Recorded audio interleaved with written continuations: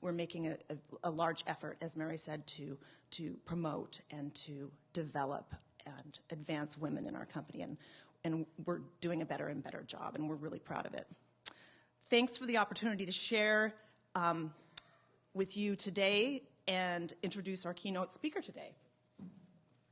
Gail Evans is a former CNN executive and best-selling author of the book Play Like a Man, Win Like a Woman: What Men Know About Success That Women Need to Learn. Her impressive career began in government and culminated in a hyper-competitive, male-dominated media industry where she served as executive vice president for CNN. She retired in 2001, but I'd say she's busier than ever.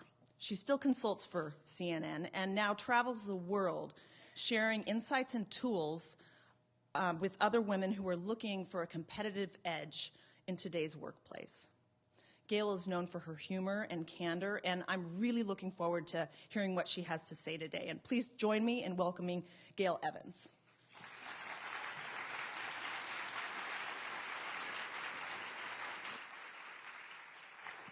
After that wonderful introduction, I can hardly wait to hear what I have to say.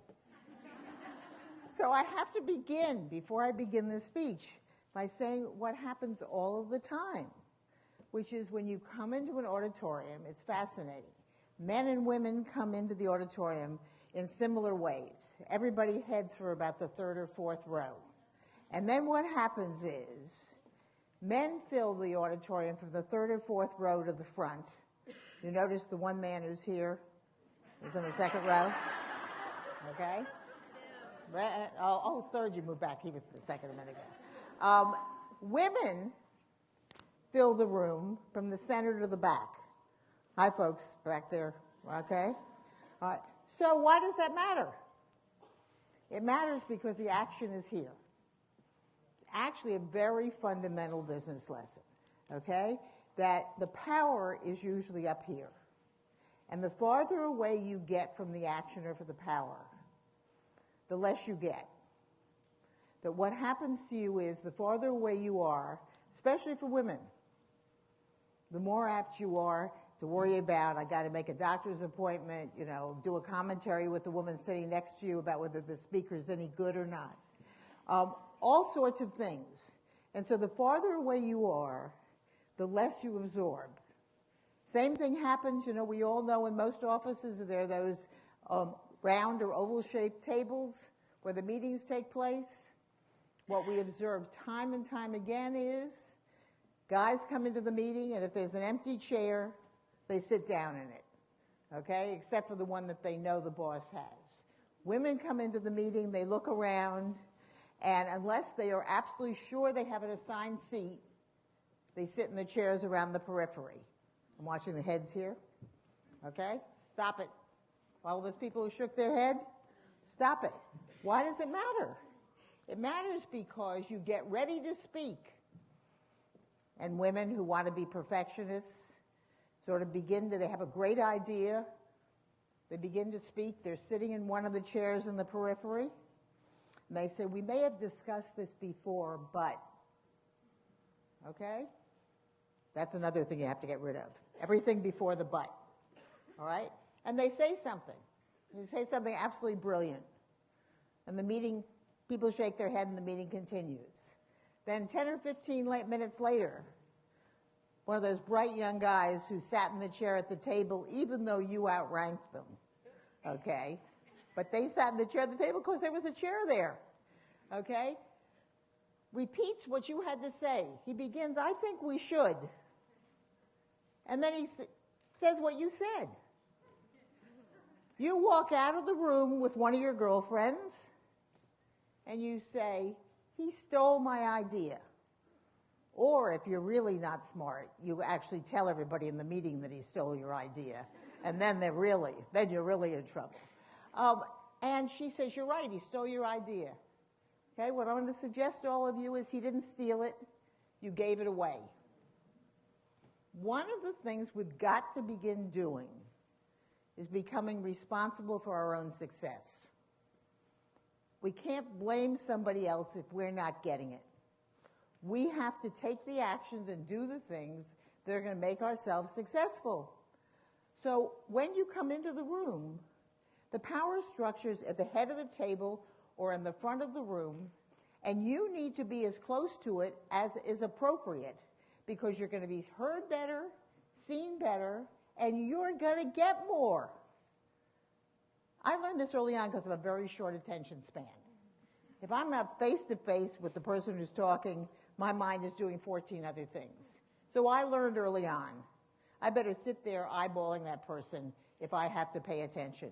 And if I'm not willing to do that, then I don't come. But it's very interesting. I'm going to tell you a little anecdote that actually happened to me at Walmart in Bentonville, Arkansas. You ever want to have a cultural experience, go to Bentonville, Arkansas, the headquarters of Walmart. No, it's fascinating. One of the most interesting speaking weeks I ever had in my life was on Tuesday I was in Redmond, Washington at Microsoft, and on Thursday I was in Bentonville, Arkansas at Walmart. And I said, if you don't know two towns that are determined by the corporate culture, these are them. But I was giving a speech at Walmart, and after the speech was over, a woman came up to me, and she was Korean American. She'd actually only been in this country for about 14 years. She came here when she was 12. She didn't speak a word of English. She spoke flawless English. She was a lawyer, and she had a master's in environmental sciences. And she said to me, I would really love it if you would give me some coaching and mentor me. Now, there were 1,000 people in the audience. She came up to me. I said, sure. Why did I say sure? Because women say those kind of things all the time. But guess what? You never hear from them again. So it's easy to look like you're a sport. Because the chances of ever hearing from them again are few and far between. When a man comes up to you and says that, you'll hear from him. We do it as a nicety. So I said, sure. Well, guess what? I heard from her again, and she was very interesting. And so she said, I really want to grow within this corporation. And was a good job as a middle manager. And I said, okay, so one of the things you have to do, it's clear the content of your work is great.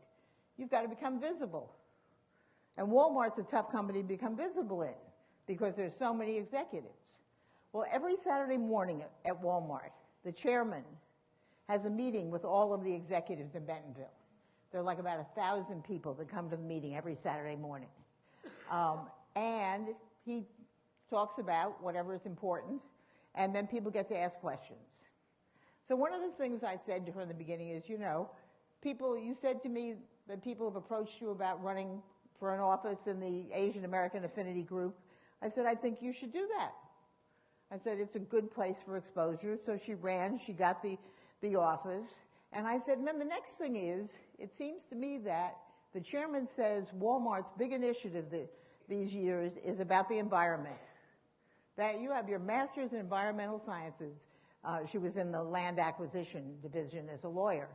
I said, you need to make sure that you're around whenever there's something environmental going on and the rest. And we talked about ways in which you could gain more exposure. And I said, and Saturday morning, I want you to start sitting in the front row. And she was like, I can't sit in the front row. I said, yes, I want you in the front row, and I want you as close to the center of the front row as you can do. So she was great. She was a really easy person to coach. So she did it. So about 3 or 4 months into sitting in the front row, I said to her, okay, so here's the big thing. This Saturday, you're going to ask a question. And she was very, very reluctant about it. I said, no, you're going to go back to the mic and you're going to ask a question. And so I said, you can plan it in advance. You know what the issues are and the rest. But, part of getting known is to speak up. There's certain people who always ask the questions and others who never do. So she calls me after the meeting. She got up with great trepidation. She went to the mic. As she started to ask the question, the chairman said, yes, Jai Kim. And she said she couldn't believe it. She said, the chairman knew her name. Everybody else she knew in the auditorium looked at her like, how does he know who you are? Okay? She'd been sitting in the front row for 3 months with a big name tag on. Now, we laugh at all that, except it matters. that when you're sitting up front, when you're sitting at the head of the table, the person who's speaking or the person who's delivering things is actually making eye contact with you. They're having a conversation with you. They don't speak to the great global world. They speak to people that are there. So all of these things, we laugh about it, but they matter. They made a difference. And actually for her it was really interesting because she asked the question, and I told her to do something environmental. He said to her after the question was over, call my secretary. I want to talk to you about our new environmental task force.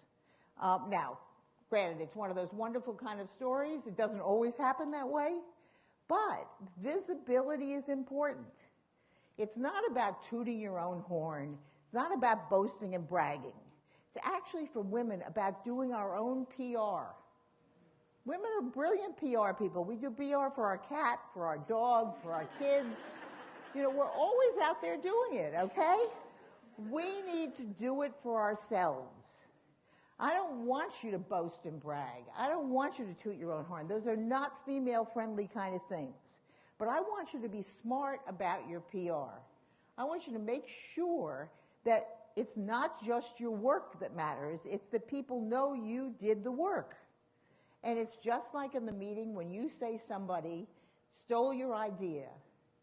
You have to say to yourself, okay, what do I do to ensure that doesn't happen?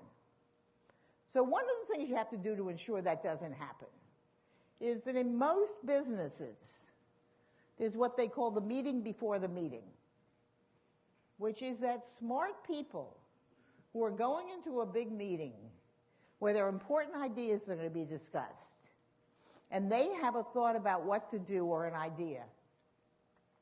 They run it by one other person before the meeting starts. Now, a lot of times, and I'm going to talk about how women are very solo and individual. A lot of times we don't want to do that because we're afraid somebody's going to take our idea or somebody's going to shoot it down or whatever else. We've got to get over that. The reason you need to talk to somebody else about your idea before you go in the meeting is that when you speak and you say something that's fairly new to the discussion, it takes the other people in the room a few minutes to digest what you had to say. And so that if you say it and you think nobody heard you, because the discussion doesn't revolve around it, it's not that nobody heard you. It's that most people haven't absorbed it yet.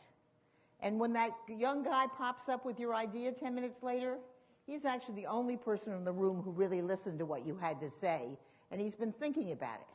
If you have somebody else you've talked to about it, you say it, then that person goes, oh yes, that's interesting, and they throw their thoughts in about it, which gives the rest of the room time to absorb what's going on and continue the conversation.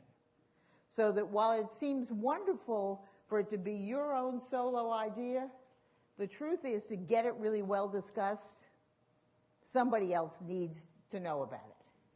So you have to think strategically a lot of times about how do I get heard and how do I do things in this meeting.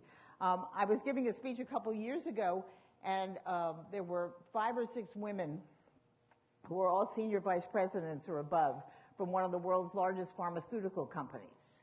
And these women were big competitors. They were the only 5 women in the C-suite, and they were clear that each one of them was a competitor. But usually 2 or 3 of them were in the same meetings together. And after I spoke, they went out to dinner together. And they decided they were going to have a candid discussion about what was the biggest stop they thought towards getting ahead in their corporation. And while senior vice president's a great title, there's still ones after that. They were clear they wanted to go farther. And what they were fascinated to discover was each one of them had the same issue, which was that they were struggling about getting heard, that they felt they weren't heard the same way in the meeting as the guys. And they made a pact with each other. These women who were great competitors with each other made a pact that when more than one of them was in a meeting with the other, when there were 2 or 3 of them in the same meeting, if one of them spoke and what she said wasn't immediately picked up upon, that one of the other women would say, whether they agreed with her or not, which was the killer part of it, whether they agreed with her or not, they would say, I'd like to get back to Janet's idea. I'd like her to explain it in a little more detail. And what they learned was, after about 5 or 6 months, I heard this about a year later, they told the story, that after about 5 or 6 months, that the culture of the meeting seemed to change, that they all seemed to feel that they were getting heard better. And so they were busy telling me this story about, it was amazing how they were listened to better. And I said, you may be listened to better, but my gut is you're speaking more powerfully because you're actually clear that what you say is going to be talked about. That, you say it and you are clear the conversation is really going to be about that. So you've started to say it in stronger, more powerful, and smarter kind of ways. So I want us all to think, as we begin to talk today, that there are a million little tiny things we can do that make a difference. And that's part of how we're going to get ahead. Things are good for women and things are bad for women. I listened to the pay equity discussion. Pay equity, it's second generation or third generation, whatever they call it, gender discrimination, and man, it happens every place. I never tell the story, but I will share with all of you.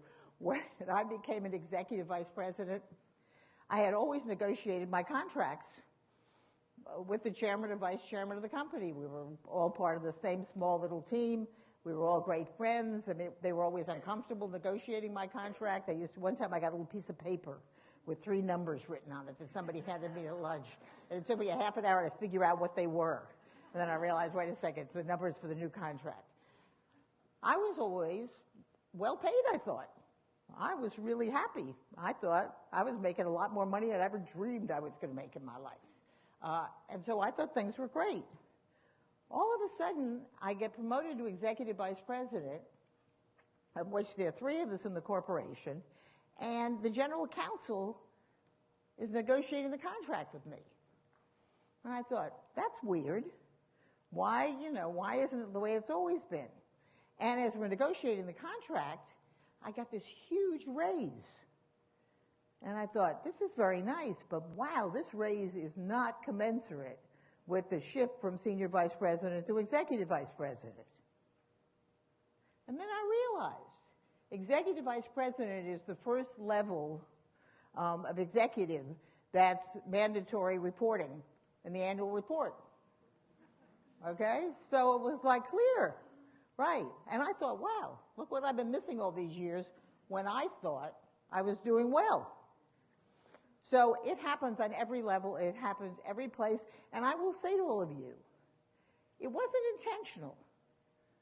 Part of what we have to come to understand is this is also deeply cultural in most places, especially in this day and age, that it's just sort of the way things are. So how do we get over it? How do we change it? I'm going to tell you, my theme through all of this is going to be, we got to start sharing with each other. We got to start talking to each other. Those women at the pharmaceutical company did well because they let down the barriers, they trusted each other, and they worked together. That one of the things that becomes most important for all of us is, do we do this as an individual or do we do this as a team? Now, that makes a lot of women nervous. A lot of women are like, this is about me, this is about my work, this is about my accomplishments, this is not about a gender kind of thing. Well, I'm going to share a couple stories with you and hopefully convince you that, yes, it's about you, the individual, but you can't get away from the gender. So if you can't get away from it, start using it. About, I guess, 7 or 8 years ago, whatever else, when Senator Hillary Clinton was first running for the presidency, she was giving a speech in upstate New York. She had the flu. As the speech was ending, she was getting sort of wobbly, and one of her staffers sort of pushed a chair up behind her, and as the speech ended, she sort of flopped down on the chair. The next day, the New York Times had big banner headlines. Mrs. Clinton faints. I thought, isn't that interesting? Not Secretary Clinton, not Senator Clinton, Mrs. Clinton. And faints. I thought about the word. I thought, I live in Atlanta, Georgia now. Faints makes me think of Gone with the Wind, vapors, kind of an airy-fairy word, okay? I thought, man, if she'd been a man, would they have said faints? I mean, faints is not a very powerful word.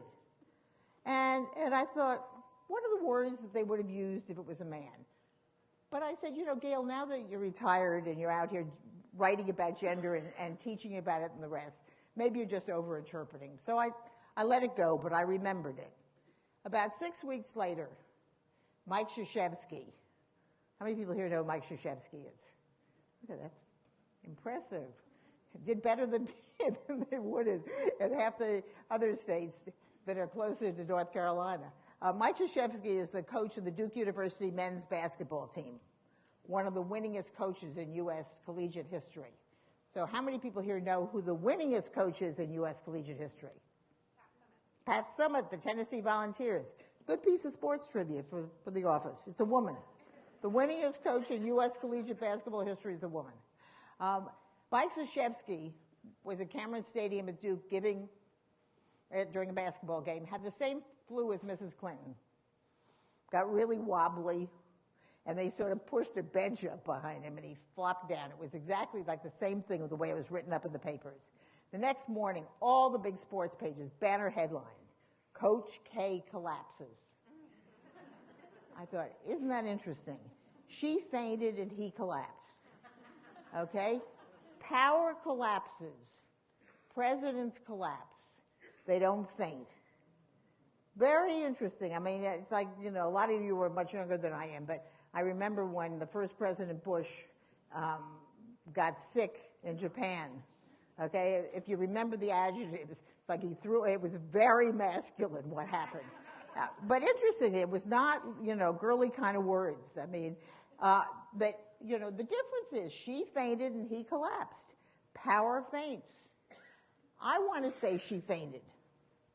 It's what we learn in the language. So when you want to say, wait a second, this has got nothing to do with me, that it's about me as an individual, I will suggest to you, and we're going to talk a lot about language, that the language tends to make men powerful and women secondary.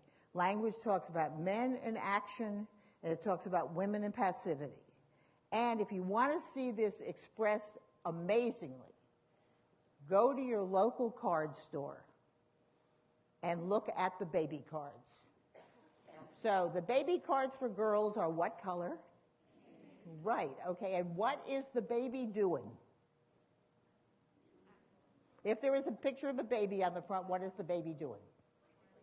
Sleeping, right?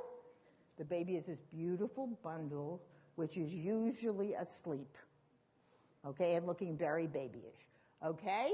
And it usually talks about how beautiful, how lovely, how sweet, etc. this baby is, okay? You go and look at the baby cards for boys. What color are they? Okay, what is the baby doing? Playing, right. Somebody said crying, that's a good one too. The baby is usually almost a toddler. The baby is not, a baby. The baby is old enough to interact with cars, planes, trains, automobiles, rattles, and whatever else. And it frequently talks about how proud you must be to have a son. And the card companies have all been sued time and time again about this. But that's what people want to buy. They want to buy beautiful, passive little ornament girls, and they want to buy active boys. So this is stuff that comes from the day that we were born. This is all acculturated into us. Okay? So, we see these kind of gender differences. What do we do about it? Well, I'm going to make you all work for a minute, because I think this is one of the most important kind of things. I have a young man and a young woman who've worked for me, let's say, 8 or 10 years. Both of them, let's say, late 30s. They are both excellent employees. They have done a wonderful job in their work for me. They are both about to move into, they've applied for new jobs or promotions in the company or whatever else. And I've been asked to write a letter of reference or give a reference for them. I'm going to take the woman first. What are the first 3 words I use to talk about her? She's been a very good employee. She is. What's the value? Organized, that's an interesting one. Hardworking. Somebody, what? Punctual, that's a good one. Okay, so somebody said hardworking. What? Yeah, I wish. So somebody said hardworking over here. Hardworking is number 1. Right. First thing, she's hardworking. Team player. Number 3 on the list has been studied and restudied again. Number 3 is she's collaborative, team player, or whatever else. Number 2, think about it. Women are, somebody say loyal? Loyal. Number 2 is loyal, devoted, and dedicated. And I heard somebody else say smart or intelligent. Interestingly enough, number 5 on the female list is smart or intelligent. Now, that's nice. Guess what? It barely exists. It's like an 87 or something like that on the male list. Why is that? An assumption. The gender schema says men are competent at work until they prove their incompetence, and the gender schema says women are incompetent until they prove their competence. So it becomes important to say she's smart or intelligent. Now here's one that always cracks me up. The 5th one on the female list is nice. Okay? She's nice. I mean, fine and whatever else, but okay, so so the woman is hardworking, loyal, dedicated, devoted, team player, collaborative, whatever else, sort of like my golden retriever. Not a very powerful description, okay? The young man, he has, what do we say about the man? Oh, it's like scary. How come everybody knows all this? Really interesting. All right, the first thing it says on the list every time you see it is he has leadership potential. Okay, what's next? Yeah, he's a go-getter. That's number 3. And actually, interestingly, number 2 on the male list is strategic. So he has leadership potential, he's strategic, and he's a go-getter. She's hardworking, loyal, dedicated, devoted, and a team player. Nice, right, nice, okay? Guess who got the job? Guess who gets promoted faster? Guess who gets promoted based on potential rather than performance? Okay, so if there's one thing I want all of you to walk away with today, is we got to think about language differently. What does hard work get? Thank you. Okay? Okay, we all know these answers. How come we play into it? Okay? What does hard work get? More work. Do we go to the non-hired workers for the extra work? You know, you all say we want to talk about balance and making life work. Isn't it fascinating that women set themselves up to have the jobs where work is the most intensive in terms of time? Very, very interesting. When you actually look at the workforce, women, what I think of with women is women are stuck in the middle. We've sort of made it into that middle manager kind of role. One of the most unique characteristics about that role is it's where you have the least control and you do the most literal work. In the bottom third,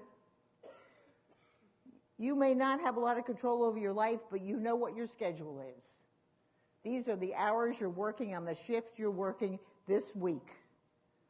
At the top, you decide whatever you want to do. You know, in the middle is where you have virtually no control over how much work there's going to be and how long it's going to take. And you're busy setting yourself up to be the hard-working one so that at 4:30, when there's something that comes in that they need done today, you're the one they go to. So I would suggest that if there's one thing you can walk away with that you've got to stop doing, is stop talking about ourselves as being so hardworking and all the drudgery connected with it. Start talking about ourselves like players and start talking about each other that way. Stop introducing her as nice and hardworking. Seriously, you think about when women meet women. It was great. I met the mayor there. Everybody, right, I'm clear. She's a player. That's how I got introduced this morning. But that is not how most women introduce each other. Most women talk about each other in these kind of nice, sweet, passive kind of ways. And if you're going to make it in business, people have got to think you're a player. You are where the action's happening. Now, granted, the first question I'm going to get is, well, there are all these words like aggressive and the rest, which have a double standard. So, okay, don't have to use that one. Although I actually like that one. I think that aggressive male is a good salesman. Aggressive female should be too. But I don't want to push anybody too far. Right. So I don't want you to use any of the words you're scared of. Okay? But talk about her leadership potential. Talk about her being strategic. Begin thinking of yourself as being strategic.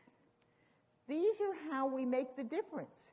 So one of the fundamentals is that the language that gets used in the culture is different, and we perpetuate that language. This is not something men say about women. This is something we all say. And we can stop it.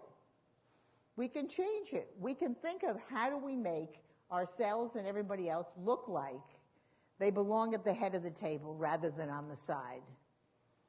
So, and it's fascinating. There's another one that there was an interesting Harvard Business School article about 2 years ago that talked about leadership competencies. And women, on most of these leadership tests, women tend to do better than men when they're in the abstract. And this one showed all the leadership competencies that women were better at than men, except there was one main one that women were way below men, and it was vision. So I read it. I thought, okay, that's interesting. Vision.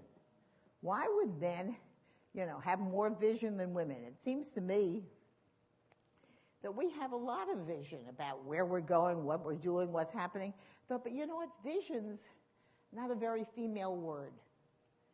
I tried to think of women who were visionaries that society labels as visionaries. The only one I could come up with was Joan of Arc.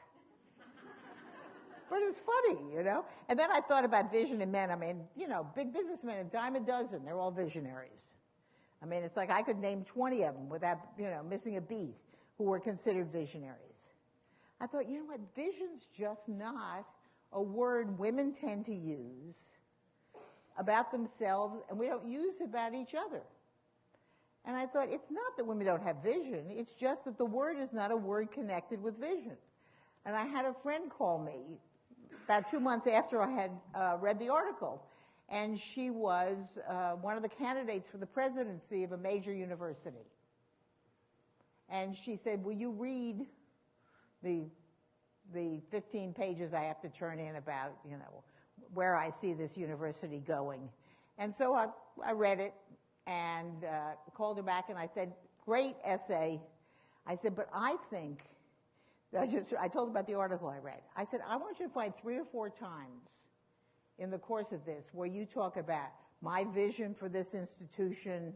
Find ways to use the word vision. And I said, I just think that somehow or other it's a word that's supposed to be there. And we know how style matters over content a lot of the time. So she made it to the finals. She and another candidate who was a guy.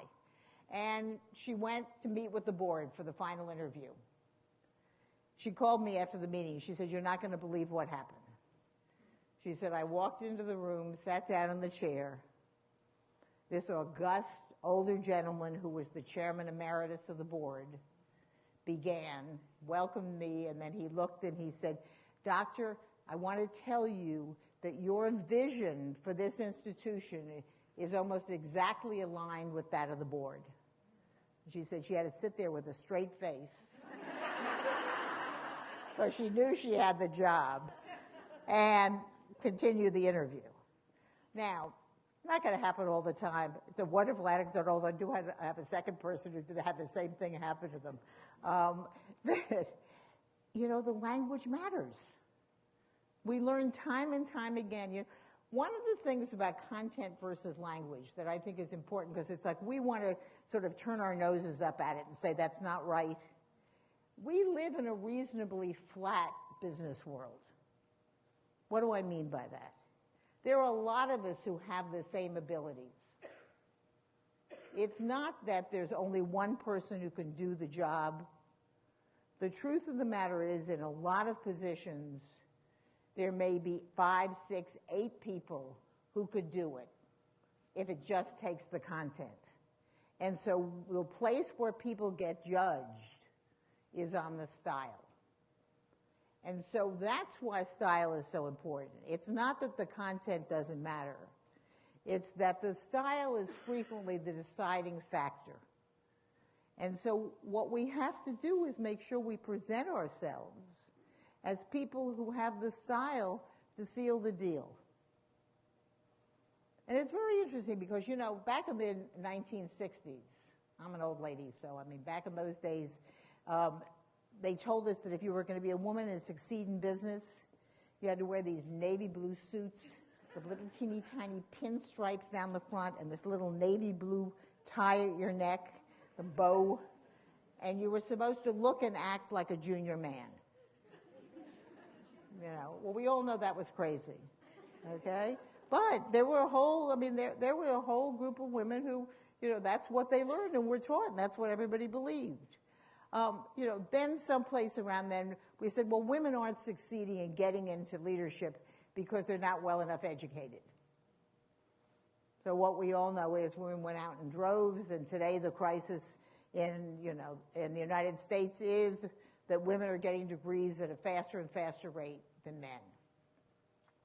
So we solved that one. Someplace, I guess in the early 70s, everybody said, well, women don't have mentors. So women went out, and got mentors. Everybody set up mentoring programs. Everybody got mentors. Interestingly enough, the latest set of statistics showed that about 70% of women say they had a mentor, and only about 38% of men do. I think the boys lie a little, but it doesn't matter. We said, okay, you have to have mentors. Then we came to the time when, okay, this is all about families, and while we certainly haven't solved those issues, a very interesting statistic about families is that those women who have made it to the C-suite, by and large, tend to look demographically exactly the same as men. They tend to be married and have 2 children. So interestingly, the women who seem to be making it to the top somehow figured out the family issue or somehow made it all work. Because I would say I have 3 children and 7 grandchildren. But I feel as though I learned a lot of good, the office is another dysfunctional family, just like your own. If you can make it work at home, you can make it work at the office. They're all the same kind of players. So there's a lot you get that makes you a smarter business person out of being in a family and having all those kind of pressures. So it's interesting that while I acknowledge all of the issues around family, that it does look like very successful women tend to have families the same way very successful men do.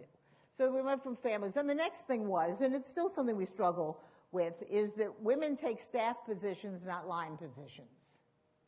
So that women tend to be in a place like PR or HR rather than strategy, and those are the strategy and the male kind of places tend to lead, just like the story about the dispatch, tend to lead to higher positions.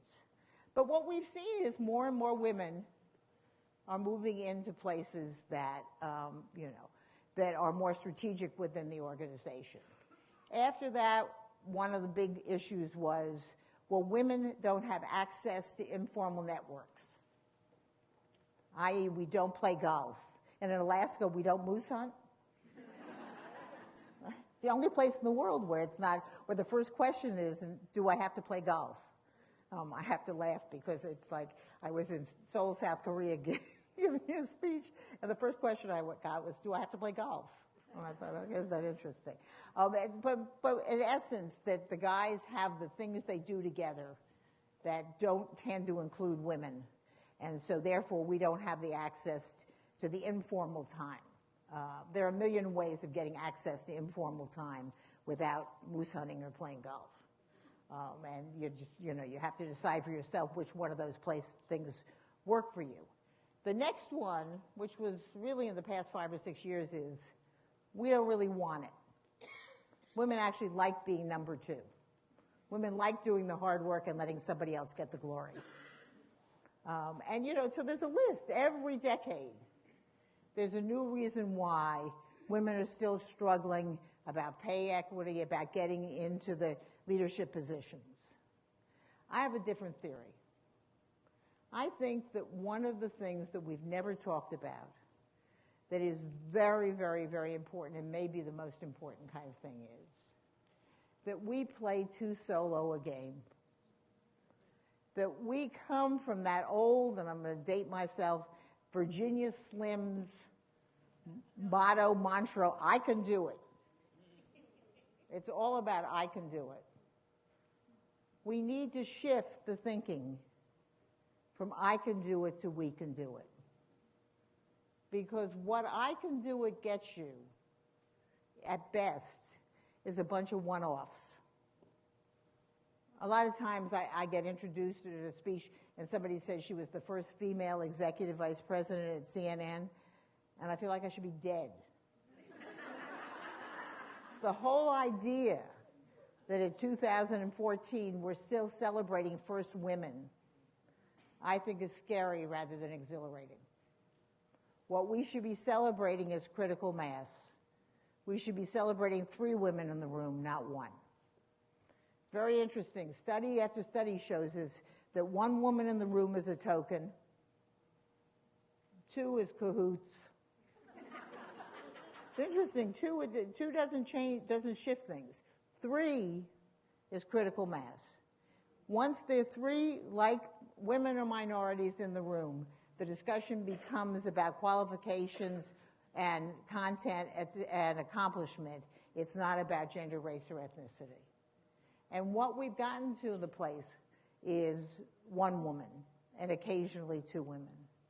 And what we have to do together is collectively think, this is not about the I, this is about the we. And, those of you who are hesitant about that, we talked about language. The language is not something that you can determine. I have never asked an audience, male or female, what the words were that described the man and described the woman where they haven't known the answer.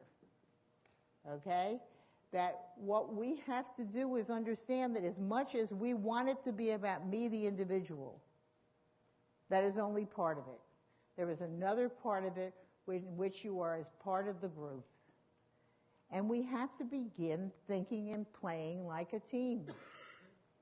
Now, there are women who always get nervous about that and the rest, and like, oh, she's giving some heavy feminist speech or something like that. My life and my career, I say my first book should have been called 14 Men and Me. It's like, I used to count. 14 was my number. Didn't matter where the meeting was, it was always 14 men and me. That I love the boys. I love to play with the boys. I find the boys easy to play with. But I am clear that it's my obligation to mentor women. Now, all the men I've mentored in my career always go, Gail, I hate it when you say that. But the truth is, it doesn't mean I shouldn't mentor men. It means that I have an obligation to be mentoring other women. I have an obligation to ensure that my daughters and granddaughters and great-granddaughters aren't part of this same struggle. because this struggle has been going on for decades and decades. You know, at one point back in the 60s, I guess, they said, well, women haven't been in the pipeline long enough. That's why, you know, they haven't gotten into more positions of leadership. Well, we've been in the pipeline for a long time. And that pipeline's got nothing to do with it. A lot of it's got to do with the fact that we are playing too singularly, that we don't see ourselves as connected. And I'll say to all of you, I believe firmly, for every woman in this room who succeeds, I succeed a little. And every woman in this room who fails, I fail a little. Because there is a group part of it that's different. It doesn't mean you shouldn't excel individually. It means that we got to put each other's names in play. You know, a lot of times there's an opening for a major position in a company or something, and I mean, I've heard many, many Fortune 500 CEOs saying, I'd like to have more women in the C-suite, but I don't know who the right one is. We know each other. We know who's good, who's bad. We know who's smart. We know who's capable. But we're hesitant to put that person's name in play, because what if they hire her and she doesn't work out? And somehow we have this whole thing we've made up, well, then it's going to, you know, I'm the one that's going to get blamed for it. I mean, it's not true. The reality is they hired her, not you. You just put her name in play. We've got to suggest each other for promotions. We've got to mention each other's names. We've got to do the PR for each other. You know, with a lot of women, they don't want to boast and brag. They don't want to toot their own horn. And they even get hesitant about the PR. Okay, we need to trust each other and care about each other enough. If I need somebody to know something about me, and I'm not comfortable saying it, I have got a lot of friends who I can email or pick up the phone and call and say, I want you to put my name in for that award, or I want you to make sure you mention to this person this, that, or the other. And they will not hesitate to call me back and ask the same thing. That it's like we have to start doing this work for each other. We have to understand team. I do think there's a very big difference in how men and women understand team. And then interestingly enough, there's a new report that just came out last week that showed 70% of women who make it into top management played some kind of team sport. And 52% of them played collegiate team sport. Very interesting that what they learned about team and how it translates into the business world. And amongst the 52% who played team sports, they tend to hire other women who are athletes. Because what they know is those women understand team. And I thought, wow, I've always had that feeling. The other feeling I've always had is that that women who went to single-gender schools at some point, there's an inordinate number of those women who are very successful because they had a place where they could find their voice at some point in their life, and they learned, you know, to be comfortable with that. But we have to understand one of the differences in team, and it's just something to think about, is when you come to the office, do men and women look at the team the same way? So I'll give you an interesting example. You think about little boys on a baseball team. And one of the kids, you know, they're young, I mean, they're 7, 8, whatever else. One of the kids strikes out every time they come to bat. And you notice that 2 of the little boys, who are the best players on the team, sort of are befriending this kid, and they're out there teaching him how to see balls. That he's not a very good batter, but at least maybe he could walk if he's not going to, you know, get a hit. And the mothers all look at each other and say, oh, aren't those nice little boys? Okay? I'm clear. They may be nice, but they're clear. They want to win. And this kid strikes out every time he's at bat. You know, they're not going to win. They're losing one out. Okay? So very, very interesting. Men learn from the time they're very little that the team is only as powerful as its weakest players. Boys learn to maximize the weak because they're on your team, no matter whether you like it or not. There is always going to be a weak player or two or three, okay? What do we do when there's a weak player? What do you do? There's a weak player and there's somebody in your team who doesn't give as much, care as much, do whatever. What do you want to do? Right? Get the hook. Okay? And I'll do the work. I'd rather not have them on my team. I'd rather take over the work myself and figure out how to handle it than have that lousy player on my team. Very different. Women tend to want to maximize the strong. And men tend to understand you have to maximize the weak. That doesn't mean we both don't do the other things as well. So why it would match that we have more work to do? Because we are actually less trusting of those people who don't live up to our standards. So one of the things that's a great lesson to learn about team is, how do you figure out how to let the weak players still make a contribution? There is always something they can do, which will make your life easier. It just may not be what they were intended. So even something like team, there are gender differences. We have to learn how to use what are the gender sensibilities we have in the most positive kind of way, and we have to learn to use them together. That we have to stop just making it about me. I always say to people that I feel like women are silos. That it's like we fall in love with being the person who knows the most about one single sliver part of the business. And that there's, it's sort of the perfectionist scenario. Nobody knows more about this part than I do. And that feels very safe. It's not a very risky place to be. It's a lot of content and a lot of knowledge, but not very risky. And then that leaves you in the place, that's a very good match for the middle. People with those kind of knowledges are in the middle and they get called into the room for their expertise when their expertise is needed. And then they get to leave when the decision makers make the big decisions in the sort of more global kind of way, when you have to actually take the risk. Because we like being the solo. It matches our love for being an individual player. We have to push each other out of some of these kind of places. One of the suggestions I have to women is, find 4 or 5 like-minded women.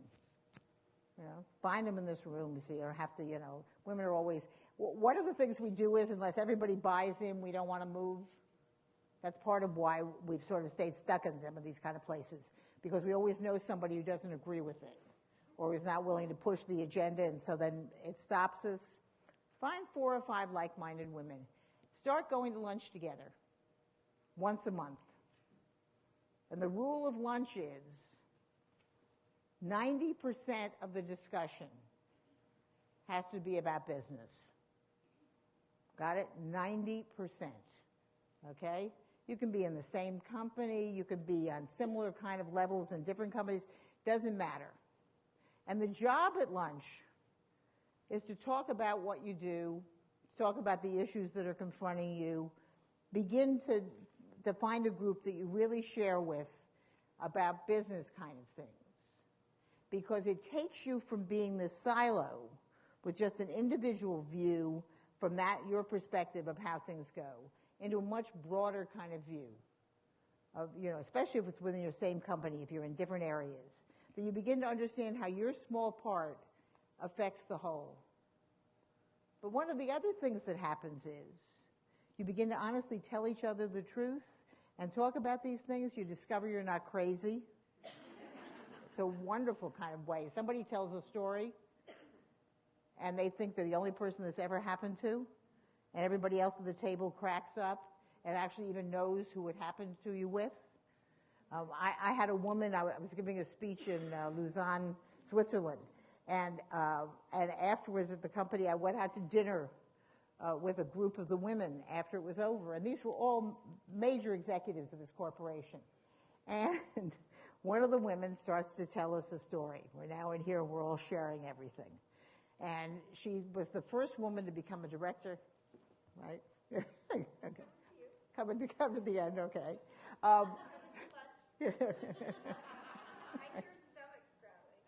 Okay, we'll get going.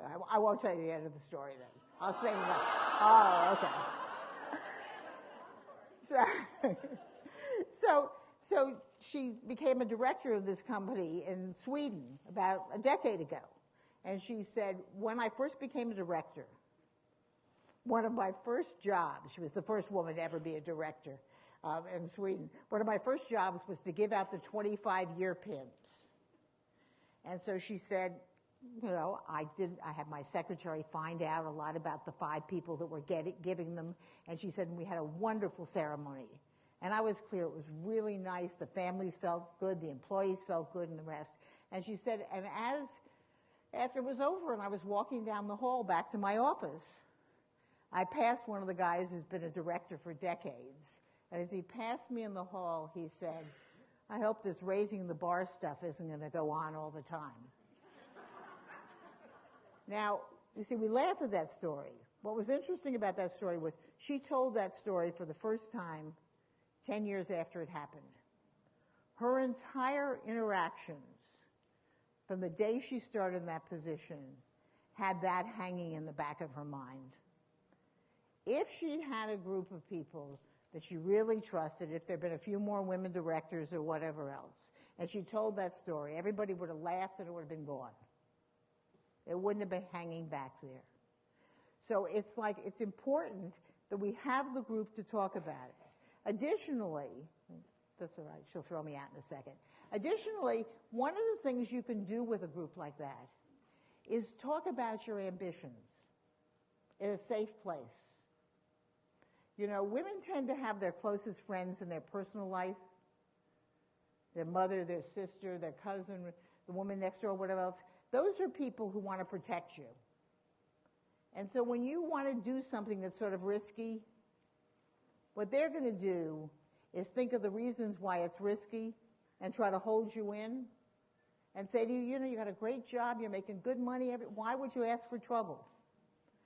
Men tend to have their closest friends in the business world, people they work with. When they tend to do something, want to do something a little risky, they got a bunch of cheerleaders behind them who are like, okay, if he can do it, I can do it too, go for it. And so it's why men tend to stretch about what they do, because they got a support team that's pushing them there. You begin to have that kind of group of women, and you're going to begin to have a support team that says, why shouldn't you go for that job? You got 4 of the 5 competencies. You're not supposed to have them all. Instead of people saying, oh, well, maybe you ought to wait until you've done that other position. So having that kind of group really matters. And it can make a big difference. But here's one of the rules. You have to have lunch together once a month, talk about business, not purses, you know, earrings or children. Okay, you can't talk about the children or whatever else. And you have to show up. Women have great intentions about these things. And then after the first time you get together, 3 of the women think of, you know, have something come up at the office and they think the office was more important than the lunch. The lunch is the most important thing. It begins to be a place where you can be a team, where you can help each other, where you can strategize with each other about what to do. And I'll leave you with, I told you the first question you usually get asked when you speak almost any place in the world is, do I have to play golf? We have a new first question, and especially in the United States, and that is, when are we going to have a female president of the United States? And my answer to that question is, we're not going to have a female president of the United States until the day the women of the United States decide they want one. And I'm not sure we're there yet. And I'll just tell you a funny anecdote at the end. I said that at a speech about a year or two ago. And after it was over, there were a group of young women who I was signing some books who were standing in front of me talking. And one of the women said to the other, you know, it's absolutely right. When we find the right woman, then the women in the United States are going to rally behind her and we're going to have a female president. And I looked at her and I said, seems to me for decades we've been electing wrong men. Why would it be so terrible to elect a wrong woman? Thank you. Thank you. Thank you. Sorry. Thank you all very much. Thank you so much, Gail. If you'd come here. Thank you, thank you. We could have listened to you for hours. I'm so sorry we only have this brief moment with you. It was I watched the women in here eat up everything you had to say, and I think tonight, when you go home, you'll still be digesting the moments that she had here with us. Thank you for all sharing the wisdom that you had. Another round of applause. We have a gift for her. It's a bag from the Women's Summit, and Gail gets the very first of what you will all get tomorrow. For those of you who were with us last year as our founding group, this is our charm that you get to wear around your necklace, and so we're very honored that you'll be wearing this in your travels as you speak to women for the Alaska Women's Summit 2014. Thank you for your vision. Thank you for committing to women all across the United States. And really briefly, I want to bring up somebody else. Behind all of you great women are great men. And it's a speech that I usually give at this Women's Summit that we're all here because we're not men bashers. We have sons, we have fathers, we have grandfathers. And one of those men, there are only a couple here in the room, has been driving voluntarily this woman around. He is somebody I've known since my childhood. And his business plan was created right here at the University of Alaska Anchorage. He owns the Magic Bus. Please come up here, Tim Milliken, and thank you for all of your hard work on behalf of the Women's Summit as a volunteer. Tim Milliken.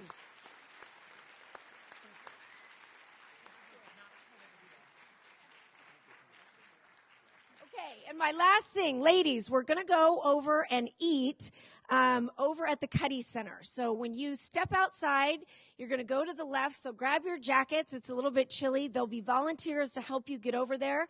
It's a working lunch. We're going to have a panel. But go ahead and get to know a new group of women as we talked about at your tables. Enjoy your lunch. Thank you for everything.